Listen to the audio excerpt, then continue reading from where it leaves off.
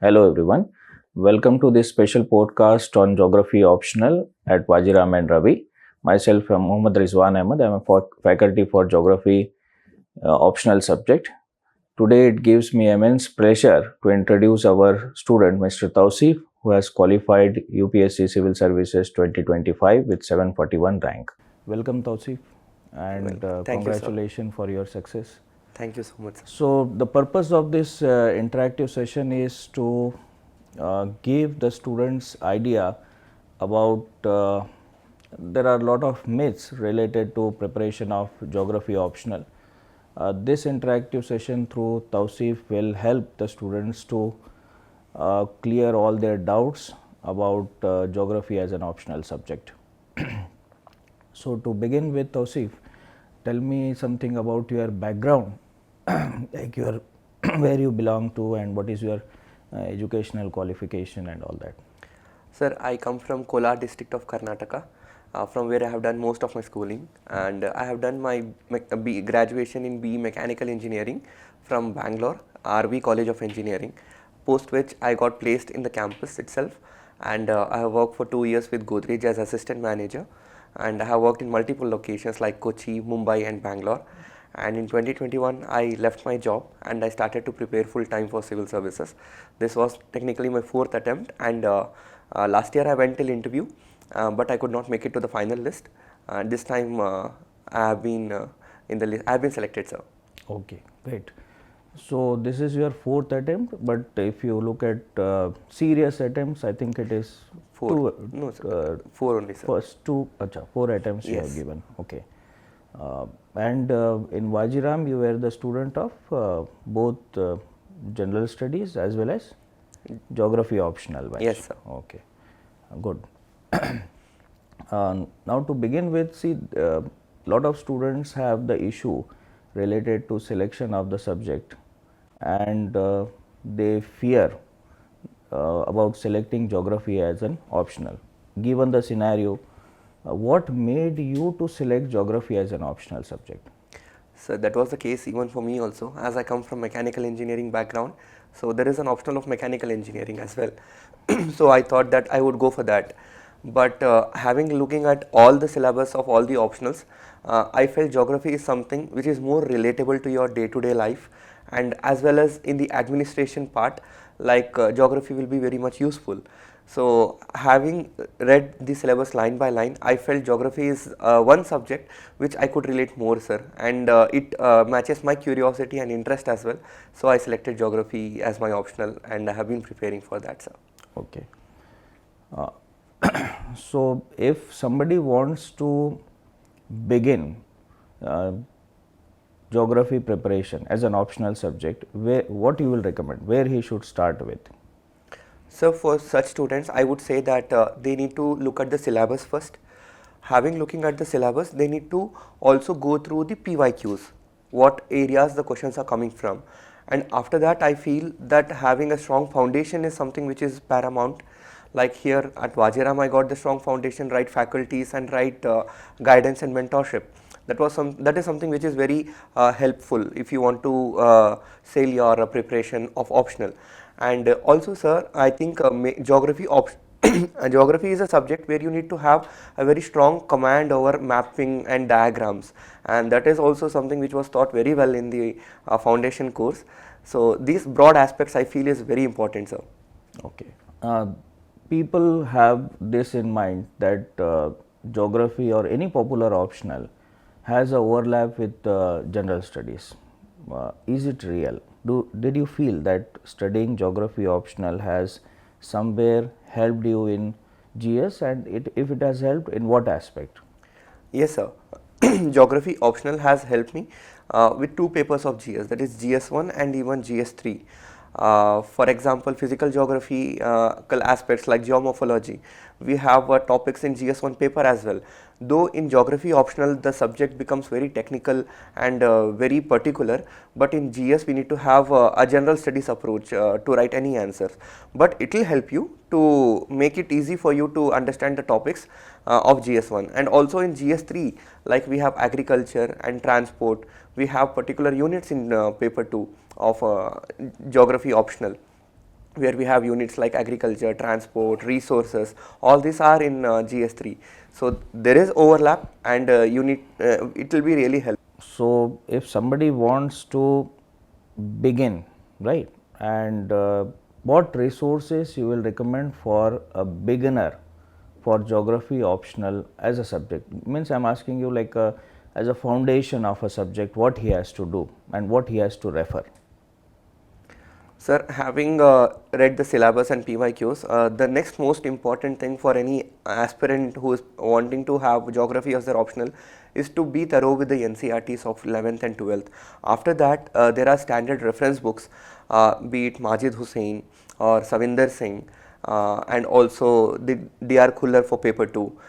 These books are very comprehensive, and it covers most of the aspects, most of the topics of a geography paper, and you have to be very selective in reading these books. And this, along with value addition for current affairs, be it from Geography and You magazine or Down to Earth. So you need to pick up very good examples from that, and you need to find areas in your geography optional topics where you can put them, and that will be really very add on to your preparation, sir. Okay. You were the student of our foundation geography optional batch. Tell me your experience about the classes, as there are 3 faculties who have taught you. I have taught, Shivarpit sir and Vaishali ma'am has taught. So, what change you feel after attending the class at Vajiram and Ravi? Sir, the classes have been very helpful, especially as you have said in the very introductory class that once you attend the class, after you go home, like after you finish your class, go and read whatever is taught in the class, the class notes. After class notes, we need to have the thorough study of reference books of that particular topic taught in that particular day. And after having read that, I used to go and study the PYQs, like what questions have come from that particular topic in the previous years. And really, sir, trust me, and every single day of my optional class, I used to write at least 2 to 3 questions from that particular topic, and I used to send it to you also, and all my faculties like Shivarpit sir and Vaishali ma'am, to have it evaluated. And after particular topics in optional, you used to have a sectional test and unit wise tests and topic wise tests. That was also really helpful, sir. Yeah. And for the students, I would like to tell, THOUSIF is one of the rare quality of THOUSIF was whatever we have recommended, that if I say that you have to do this, and that change we have seen in the next answer what he has written. So this was one of the best qualities what we have seen him as a student or an aspirant, and might be this was one of the virtues that has helped him to crack this exam. Now, THOUSIF, let us look at the syllabus of geography optional, and we have paper 1 which deals with 2 sections, that is principles of geography and human geography, and paper 2 that is Indian geography. How you differentiate between the method of preparation in paper 1 and paper 2? Sir, to begin this answer, I recall the quote said by Manocha sir, who is our GS faculty, that no matter how vast the syllabus of any particular subject is, like for geography, the syllabus is very vast. So you break the syllabus before the syllabus breaks you.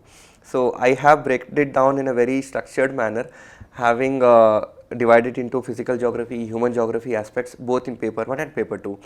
So physical geography in paper 1, it deals with the core principles of geography, like how the geographical principles operate in our day-to-day lives, and how are they in real world applications.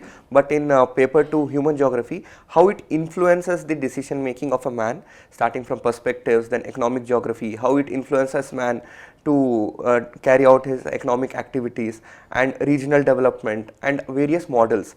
So human geography is basically application of the principles which we have studied in the physical geography, sir. So this is it, sir. No, in case of paper 2, see, paper 2 consists of lot of facts, lot of data, then, and it also has a topic related to mapping. What method or what technique you have applied in order to consolidate all these things? were you having some method of bringing all this information together or revising it? Can you tell to our aspirants what can be done in managing paper 2? Yes, sir. Paper 2 is vast, and we have to have a lot of examples and through diagrams and mapping, which is very crucial. What I did was, for paper 2, for topics which are there, I used to have a consolidated material, like let's say resources. I used to draw map of India, and I used to point out all the locations where various resources are there, and I used to write one peculiar aspect of such place. Like for iron ore, we have Sindhanur in Karnataka and Bhadravati and all these places, and gold, KGF and Raichur, and other all places. So I used to have a consolidated material. I used to look at the PYQs of mapping of the mineral regions or rivers or whatever it is, and I used to prepare the notes. And for geography, current affairs and value addition example aspect, I used to have look at the down to earth magazine, which has helped me a lot, sir. In paper 2 there is one part is mapping part, right? So if a student want to practice or gain something out of this area, how he should do it? What do you recommend here? Sir, for such a topic, I would say that having a thorough reference of whatever has asked in the last 15-20 years in the geography optional paper, the mapping part. So mapping those locations on map, and in category wise, like if they are asking about rivers, you consolidate the rivers into one particular notes, and and other mineral regions or whatever they have asked. So segregate it, write it down, and write a peculiar aspect of that particular place, and revise it multiple times, and whatever places are coming in the news. So that is also, I used to have maintain a separate notes for that also. So it becomes handy just before your exams, and it has helped me, sir. Okay. Now coming to paper 1. So in paper 1 section A, there are 5 chapters. So in this, most of the students who are preparing for particularly geomorphology, that is chapter 1, they face some difficulty, right? Can you suggest one way of dealing with this chapter of geomorphology? How you will try to overcome these issues that generally students encounter in this chapter? Sir, I would recommend to candidates that you need to have a list of topics whichever is there in geomorphology. We can't segregate it like basic topics, conceptual topics, and application based topics. That class we have done that. Huh? That is that we need to do. You have taught us for each and every topic, and that is really helpful for a topic like geomorphology, which is very technical in its nature. And first you need to cover the basic topics. After you have done the basic topics, you need to move on to the conceptual based topics like isostasy or plate tectonics, and as topics like that. Once you have gone through that, you need to come to the application part, like applications of geomorphology. There is one topic in that particular unit itself. So having segregation and going in a sequence wise is something which will help us to deal with a topic like geomorphology, sir. Okay. In section B, the major problem the students will face is tackling the geographical thought, that is chapter number 6, perspectives in human geography. How you have done that? Sir, to be really honest, that perspective is one topic which has made my geography really very easy. Like it is in the class which you have explained that particular unit in terms of timeline, like what was geography in the ancient ages, how was it in the middle ages and in the new age, and various philosophers and thinkers, how their perspectives changed throughout the timeline, and what additions the very subsequent thinker has made to that. So reading it through that particular timeline and understanding the various facets which each geographer provides is something which has helped me in dealing with perspective, sir. And addition to that is the examples through which you have explained that topic, sir. Okay. In section B, out of 5 chapters, where you feel that a candidate can get maximum marks, I am talking in terms of marks, there are 5, like perspectives there, economic geography, population, settlement, regional planning, and last one is models and theories. अगर आपको इन 5 में से select करना है, if you want to select out of this 5, what you will tell as what need to be emphasized more? Sir, in these 5 topics, a strong foundation would be perspectives. But in terms of marks, I think most of the questions will come from population and settlement geography. There you have a lot of scope to increase your marks. And after population and settlement geography, I think regional development and planning is one unit where it is very scoreable, and a decent number of questions will also come in the examination. So these 2 units, sir. Okay. Now, Tausif, tell me 2 sources that the student must read for first 5 chapters. We are not saying that, see, there are in market you will find for every chapter there are several books. Out of given all what is available, 2 fundamental source that should be there, that should be a part of their reading. It is must for any candidate for first 5 chapters of, that is section A of paper 1. Sir, for me it was my class notes and Savinder Singh, nothing more than that. And Savinder Singh, that is physical geography? Physical geography. Okay. That was sufficient, sir. And adding to that through my class notes has really helped me. And going through the PYQs and answering those PYQs and consolidating of material, consolidating of whatever I have read through these 3 basic sources is something which has helped me, sir. Okay. And same if I ask for section B, what can be the sources here? Sir, because section B is more dynamic, right? Yes. There is Geographical Thought by Majid Hussain, sir. That is one book for perspective. You have to be very selective. That book is very comprehensive. You have to pick up the topics which are there in the syllabus and you have to go through. So that is one. And for population and other aspects, I read the Human Geography of Majid Hussain, sir. Okay. So that was comprehensive and it was enough for me, sir. Okay. 2 books you are recommending here of Majid sir, and there will be class notes. Yes. Right? This will be 3. So class notes plus physical geography in section A, right? Yes. And 2 books of Majid sir plus class notes in section B. That's it. That's it, sir. That is more than sufficient, and having multiple revisions of that through multiple tests is something which will help you, which has helped me, sir. If you look at paper 2, what can be the, again, the major source? Sir, paper 2 is very current affairs based. For principal aspects, it is D.R. Khuller, the Indian geography part, D.R. Khuller, sir, and class notes. But in paper 2, I felt class note is very important than D.R. Khuller, sir. So wherever there are gaps, that I used to substantiate with the information available on D.R. Khuller, but my primary source was class notes for paper 2. In paper 2, there is also, because paper 2 has lot of integration with current affairs. What type of sources you will recommend to integrate current affairs in paper 2? Sir, for current affairs, as part of our civil services preparation, I used to refer to monthly magazines for GS.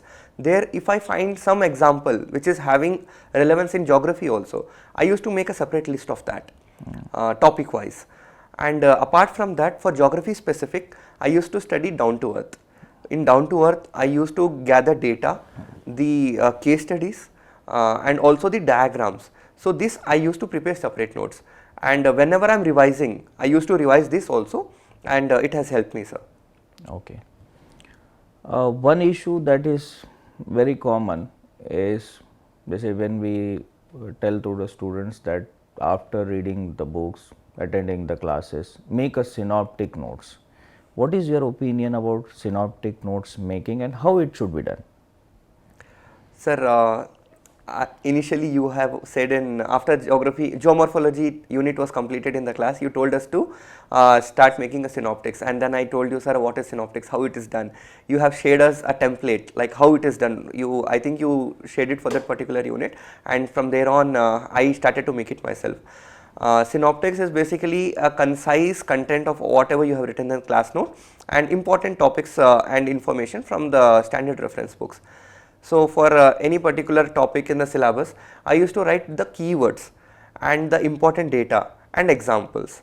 So that is something which I have made, and for a huge topic like geomorphology, which is I think of almost 70 to 80 pages in my class notes, I was able to make short synoptic notes of just 2 to 3 pages, and that becomes really very handy when you are revising it just before the exam, and it has helped me before the exam, sir. And I have made synoptics for all the 20 units and for all the examples and even the mapping part. So that has helped me, So sir. all 20 units covered in how many pages? Just to give idea to our Sir, students. I think roughly there are units like population and settlement geography took me 3 to 4 pages, and other than that, most of the units have been I have been able to finish it in 1 to 2 pages itself. Great. So roughly 30 pages, sir. Oh, great. That I was able to revise in 1.5 hour. So it is good, sir. Next issue that generally the students will encounter is test series. Matlab, once you complete your coaching or classes, after completion of one round of entire syllabus, then next comes test series. What is the role of test series in preparing optional? Sir, test series are very important. Test series are like that part of preparation which tests what you have what you have understood and how you are able to present it before the examiner. I was also part of test series program of geography optional in 2022, and from there on I have been associated with that. Starting from the classes itself, sir. Like after completion of one particular unit, I used to have tests at the classes itself. And even the sectional test and the full length test. After class hours, I had enrolled even for the separate test series for geography optional, and I used to write it judiciously. And initially I was not worried that it should be within 3 hours itself. Like 5 to 10 minutes buffer is something which I made it okay for myself. But as and when I started to give multiple attempts, I was able to finish the paper before time. And the feedback which I got it from you and Shivarpit sir and Vaishali ma'am is also something which I have inculcated in my subsequent attempts, and that has helped me, sir. So, in answer writing, if you look at the categories of the questions, some questions are like discuss, explain, and other type of questions are like critically evaluate or make an assessment. How you are dealing with this type of questions which are analytical? What is your approach in dealing analytical questions? Yes, sir. Command word plays a very important role in answering any question. For questions like which are analytical in nature, like critically examine, critically discuss, for such type of questions, I used to have a balanced approach. First, I used to break down the question into 3 parts, that is introduction, body and conclusion. In introduction, I used to define what is core demand of the question, like what has been asked, and in the body, I used to mention the aspects in a multi-dimensional way, substantiate that with figures and diagrams. I made it really very sure that my answer should speak through diagram to the examiner. And in the conclusion part, I used to mention the application part of that particular topic or question which has been asked, like how it is useful for real world applications and for the society at large. Okay. How to tackle the issues that are related to introduction and conclusion? Most of the students, they are in this dilemma or a problem that how to write introduction and conclusion. What you will recommend? Sir, introduction, talking about introduction, it can be done through 3 ways, like that was my mantra. It can be either defining what has been the core element of that particular question. Second would be to mention the name of the geographer who has dealt with that study, and if you remember the book name, you can mention the book name as well. And thirdly, sir, I used to also relate to the current affairs if it is happening around the world related to particular topic. For example, if a question is coming on volcano or earthquake, I used to start by saying that a recent volcano has occurred in so and so place, and that's why it becomes important, and then I used to proceed with the answer. And for conclusion, it is like the closing statement of the particular question. It could be basically application based, or generally a closing remark of how the topic is useful for further studies. So these 2 I used to do for conclusion, sir. Okay. See, when you are writing answers in paper 2, there has to be integration with paper 1. Yes. Tell us what method you have followed to integrate paper 1 with paper 2. Sir, generally it is a misconception that paper 1 and paper 2 are isolated. They are not. They are highly integrated. Whatever principles, thinkers studies and whatever we have learnt in paper 1, that needs to be used very substantially in paper 2 while you are answering. For that, sir, the topics which are there in paper 1, like the thinkers and their studies, for example, regional and development planning, we have studied growth pool, growth center and core periphery models. In paper 2, the advancement of that is regional model of Ashok Mitra and R.P. Mishra, and so there is a continuity of that. That continuity I have breaked it down, and I have made a note of that, and that I used to revise, sir. Okay. See, there is difficulty in remembering names of the geographers, particularly when it comes to human geography in paper 1. So, what technique you will suggest here for our aspirants that they should apply to remember all these names?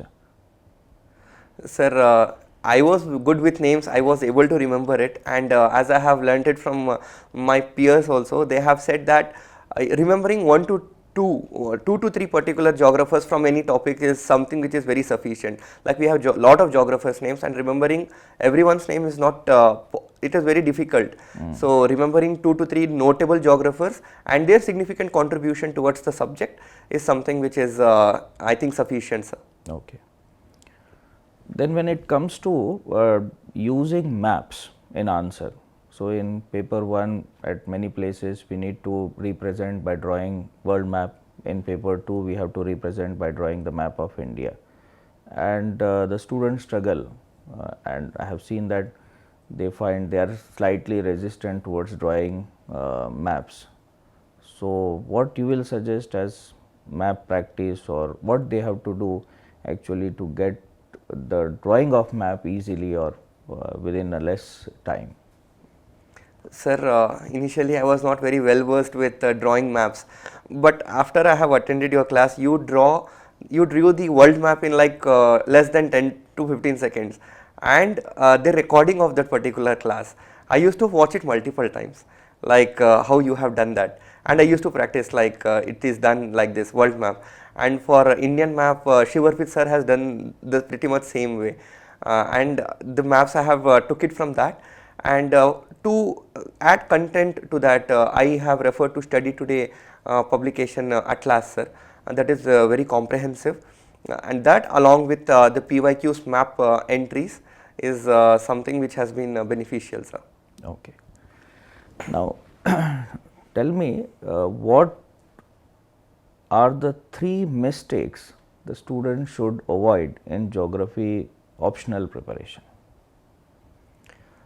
Sir, the 3 mistakes from my experience would be to first we need to limit the resources, sources which we are studying for optional. Like there are, first of all, the syllabus is very vast, and if you make multiple sources, if you go through multiple sources, it is going to add on pressure for you. So limiting the sources, and second is answering the questions of that particular topic which you are reading on that particular day, that day itself, and having it evaluated. And third is current affairs integration. Like geography is very current affairs based topic. You need to have current affairs integrated, sir. Like Yojana and Kurukshetra is something, and down to earth is something like which you can pick up examples and use it, sir. So examples and answer writing and limiting the sources and consolidating everything, sir. So this has to be done. It has to be done, sir. Okay, okay. Right. So if I ask you like what is geography, is humanities, science, or both? What is your opinion? After going through all these, you are clearing exam also, what do you feel now? Sir, there is a saying that geography and other options like PSIR and all are very arts based and humanities based, but I personally feel is geography is very scientific subject, sir. There is scientific explanation for the processes, the principles, so I feel it is more of a science, and less of humanities, but more of a scientific subject for me, sir. Okay. Based on your learning and what we have taught and all that, uh, physical geography versus human geography, what you will emphasize on? Sir, human geography, cause it is very easy to remember, easy to present it through maps, and it is scoring also, sir. So human geography. Not physical. Physical is good, but in exam you have to pick questions from human and physical. So I would say go for human geography. Okay.